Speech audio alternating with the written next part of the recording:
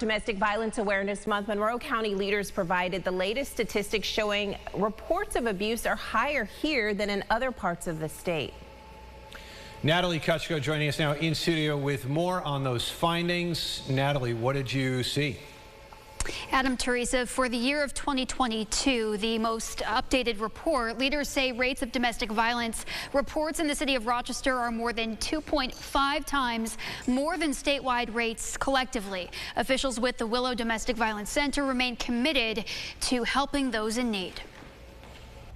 Last year, more than 4,500 reports of domestic violence were made in Monroe County, with over 41,000 domestic dispute calls placed. Leaders with Willow Domestic Violence Center say they are seeing consistencies from the previous year and are still working to help bring those numbers down. Court petitions are up, 911 calls are down. Homicides are down, and we want that number to be 0. Each year, we share these numbers to better understand how and where survivors are accessing services. So we see 911 calls are down, Willow hotline calls are up. What does that tell us? What does that mean? This year marks a decade of Monroe County's domestic violence report.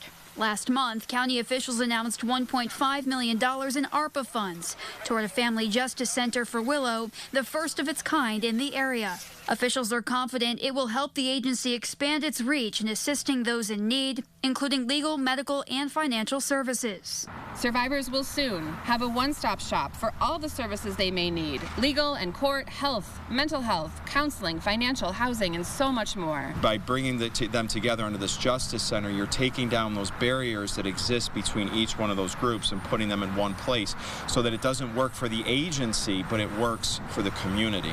And I think this transformational model is something that I think we can use across all systems in this across the country. Leaders emphasize the fact that outreach begins at home. So many of these tragic incidents have their roots in the trauma of violence at home. We must work smarter and harder to prevent violence and respond effectively to violence in our community.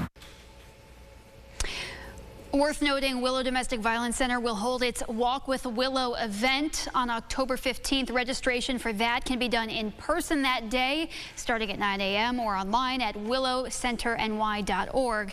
This year, the agency has a fundraising goal of $50,000. Adam?